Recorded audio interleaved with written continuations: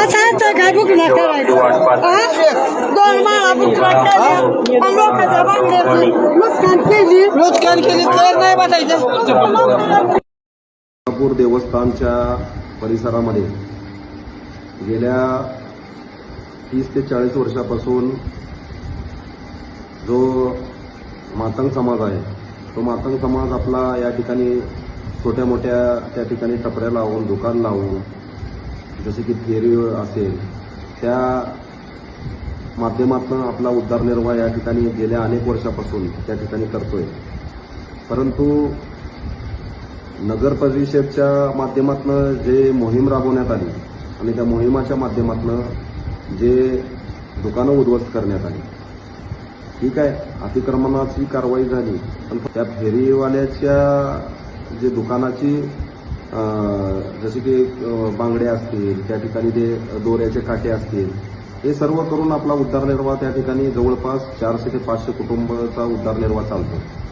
आणि ते जाणीवपूर्वक नगर परिषदेच्या माध्यमातून जे नगराध्यक्ष असतील त्यांच्या माध्यमातून ही कारवाई करण्यात येते. आणि त्या कारवाईमध्ये ज्या पद्धतीने त्यांनी त्यांचा जे व्यावसायिक माल आहे त्या मालाची नासधूस करून जाणीवपूर्वक त्या ठिकाणी त्यांना न्याहाक त्रास देण्याचं काम या तुळजापूर तालुक्यामध्ये देवस्थानच्या माध्यमातून असेल, नगर परिषदच्या माध्यमातून असेल, त्या ठिकाणी खरंच एक निंदनीय गोष्ट आहे. ही महाराष्ट्रामध्ये एवढी मोठी बेरोजगार परिस्थिती चालू असताना अनेक युवक या ठिकाणी आपलं शिक्षण घेऊन सुद्धा त्या नोकरी नाही, तरी देखील कसा बसा हा उदरनिर्वाह सुरू आहे. परंतु हे जर अशी कारवाई करत असतील, ठीक आहे, तुम्ही कारवाई करा. कारवाई करत असताना जे त्यांना दंडात्मक कारवाई असेल, त्यांचं काय तुम्हाला असेल ते करायला पाहिजे. नासधूस करणं अत्यंत चुकीचं माध्यम आहे. तुळजापूर तालुक्यामध्ये बरेच प्रकार तिथं घडल्यात आणि त्या प्रकाराच्या मानसिकतेतून या पद्धतीने आम्हाला असं म्हणावं लागेल की त्यांना जाणीवपूर्वक त्रास दिला जातो.